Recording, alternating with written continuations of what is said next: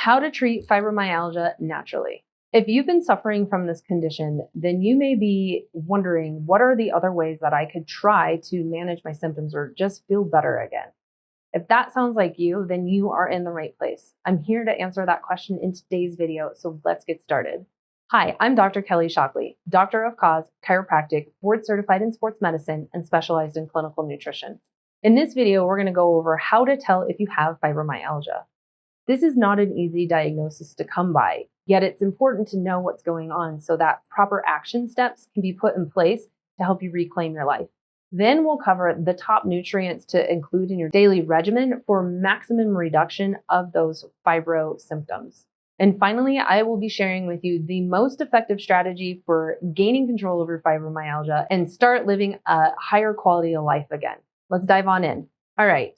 Fibromyalgia can be really confusing, and oftentimes this is also a diagnosis by elimination, meaning it takes a long time to be diagnosed because doctors are looking for other reasons or explanations as to why you're feeling the way that you are. Let me share with you, though, the most common symptoms that people who are generally dealing with fibromyalgia are experiencing. Most commonly, there is a lot of fatigue, lack of energy. Most people with fibromyalgia have a really hard time with sleep, whether that's falling asleep, staying asleep, or just not feeling like no matter how much sleep you get, it's not restorative. People with fibromyalgia also can be dealing with bouts of depression or anxiety. There's something called fibro fog that it presents more as like difficulty with memory or just concentration, not being able to think clearly. Oftentimes, there's a lot of pain associated with fibromyalgia. I mean, myalgia means pain within the muscles and the connective tissue. So lots of widespread pain throughout the whole entire body that is not like there's no explanation for it.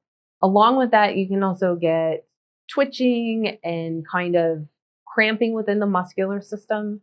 You can experience headaches. People with fibromyalgia also can be dealing with pins and needles or numbness within any of their extremities, their arms and their legs.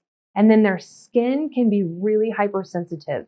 Either it can present as incredibly itchy or just very sensitive to touch, kind of like an unusual response to what touch would normally feel like. Those are some of the most common symptoms that people with fibromyalgia could be dealing with. Now, something that's actually a more severe symptom and is associated with up to like 70% of people who have fibromyalgia are all the symptoms of irritable bowel syndrome. So that's the lovely gas and bloating, the nausea, the constipation, the diarrhea, just nothing ever working correctly within the digestive system. Did you know that all of these potential symptoms could be associated with fibromyalgia? Have you heard that before? I'm curious. Let me know down in the comments below. Now we're going to get into key nutrients that help for maximum reduction of those pesky, unrelenting fibromyalgia symptoms. One of the best supplements that you could start on is magnesium. Magnesium is already the most common nutrient deficiency in Americans, so more than likely you are dealing with a magnesium deficiency. Magnesium is in 1/3 of every single cell of the body. It is required for 80% of every chemical process that happens 24/7. And it's extremely helpful for nervous system and muscular system, function. Magnesium actually helps to calm the nervous system. So that could help decrease your pain.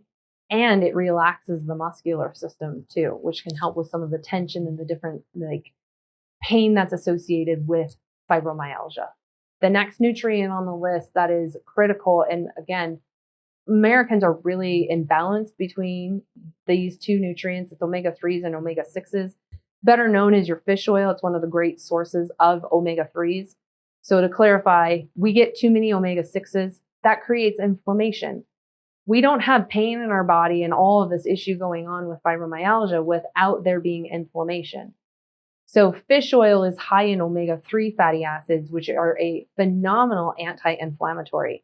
This is a very safe way, a non-medical way to start reducing that inflammation in your body naturally. And ultimately, that can help actually soothe the GI system. It can calm the pain that you're feeling. It can help you sleep better at night. It can help with the depression, the anxiety, anything mood regulation wise, and even the cognitive sides of brain function, that memory capacity and focus and concentration, mental clarity, all heavily dependent on having enough omega-3s in your body. The next one on the list is vitamin D3. Now, D3 is another very common deficiency in America now. I suggest you know what your current level of vitamin D is. It is one of the fat-soluble vitamins, which ultimately means you could end up with too much of it in your system, which can have some detrimental effects. But the thing you need to know about vitamin D3 is it is so important for so much more than just bone and teeth health. It's critically important for proper immune system function. It's 100% necessary for proper brain function. It's needed for cardiovascular function and so much more. So making sure you're getting enough vitamin D3 could really help knock out some of those fibromyalgia symptoms as well. One of my other favorite go-to nutrients would be curcumin. You know it better as turmeric. This is another powerhouse anti-inflammatory, but it also is an antioxidant. Antioxidants work on free radicals in the body, which come from oxidative stress. Ultimately, what you need to know here is free radicals cause cell damage, which then creates inflammation, and that amplifies everything that you're experiencing right now.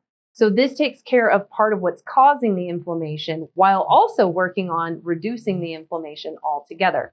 There is significant research that's being done right now on the result of brain health benefits associated with curcumin as well. So again, this is something that will help with focus, concentration, memory, but also anxiety, depression, mood stabilization as well.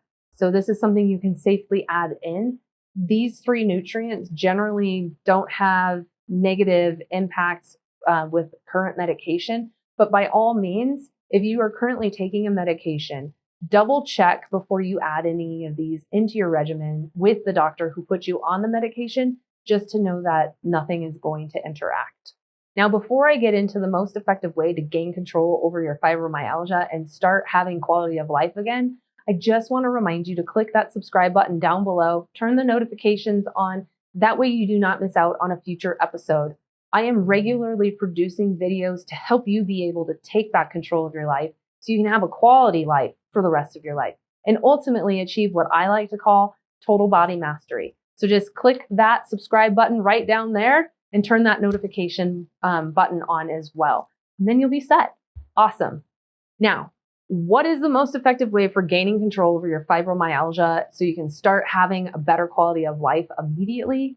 It comes down to diet, honestly. What you're putting into your mouth is either amplifying all of your symptoms or helping to reduce your symptoms. And while there are a multitude of different diet options out there now, you don't have to get caught up in all of that. The biggest thing to focus in on is making sure that you're eating the right amount of carbohydrates and proteins and fats. And you don't have to really track this and calculate it all out. I have very simple math. That way you're not bombarded and having to try to keep track of things in a food diary. Though I will say if you do that for a few days, it can be very enlightening and very educational to help understand what do portion sizes look like. And oh my gosh, I didn't realize I was consuming that many carbohydrates and so on. So one of the things to know when it comes to proteins, carbs, and fats, these are known as your macronutrients, so we call this macros, is that carbohydrates are not as necessary as what we've been conditioned to believe. In fact, carbohydrates from other sources other than vegetables and minor amounts of fruit actually can be really stressful on your body. They can increase that inflammation. They can irritate the gut. They can amplify the brain fog and the anxiety and the depression and issues with memory. The more that we continue to study these macros, the more we're beginning to appreciate what we've already detected way back into the 70s, even though this information is just kind of now reaching all of us. Carbohydrates need to be kept in small amounts. I'm talking about 20% or less of what you're consuming every day. We've been taught to eat 60% of your calories made up of carbohydrates. It's way too much. It's obviously going to create inflammation, which will amplify everything that you're currently dealing with. Now, As I said, the most important carbohydrates to be consuming are all of your vegetables. Okay. Americans just don't eat enough vegetables, and there are so many critical nutrients that our body is needing in order to thrive, not just get by. Okay. So if you don't eat enough vegetables, try to add in at least another serving. Try to get in a serving of vegetables at every single meal. You'll be amazed how much better your body starts feeling by doing that.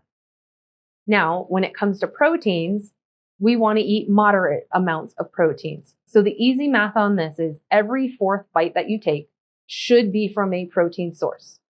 Now, I am not against eating meat. We have canines, like we're carnivores, we're omnivores. We were supposed to eat meats, but we want to make sure we're only selecting proteins that come from clean sources. Because, for an example, a cow that was grass-fed compared to a cow that was grain-fed, gonna have completely different effects on your body. Cows were not meant to eat grains.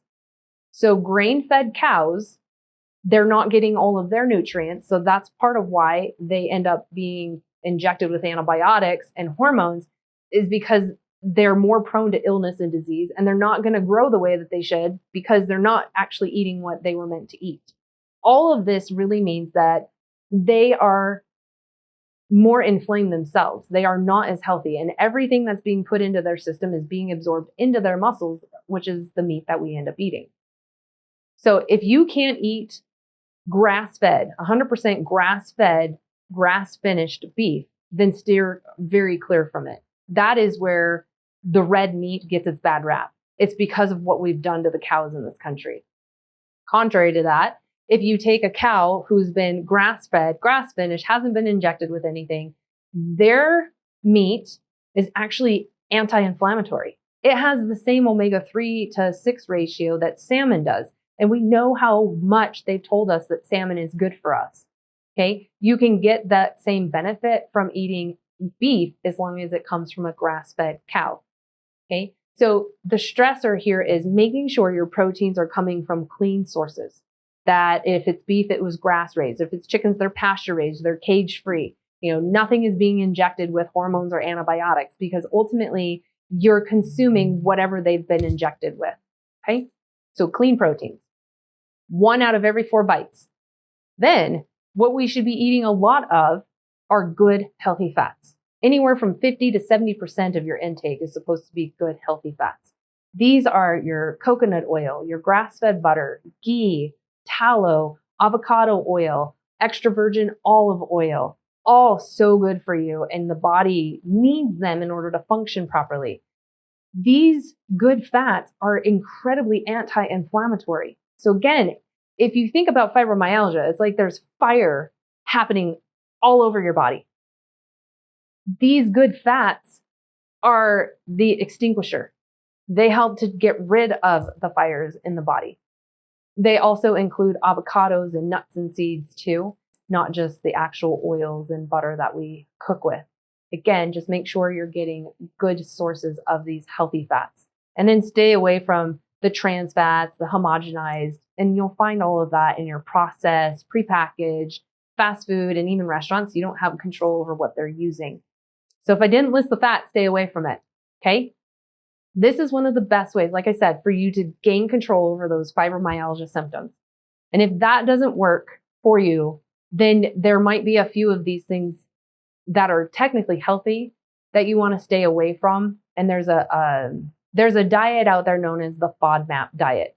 But this is a great place to start. And most of all of my fibromyalgia patients have responded very well to this. And if you're still sitting there going like, I'm not entirely sure what you're meaning, I don't know what this looks like, then I have something for you. Down in that description below the video, click on it so it expands out. Okay. Find where in all caps it says full body reset meal plan. There is a link right underneath that paragraph that will take you directly to this full body reset meal plan, which is going to help extinguish all the fires in your body. Okay, this meal plan is super easy to follow. You do not have to cook every meal every single day, because who has time for that? There's a grocery list included for you, and then there's tasty, easy, minimal ingredient recipes that will show you what does this kind of eating look like. This will be a great way to jumpstart you on your journey for reclaiming your life and squashing out those symptoms of fibromyalgia. I appreciate you being here. I hope that today was helpful and informative. I look forward to seeing you on a future episode. And here's to being healthy. God bless.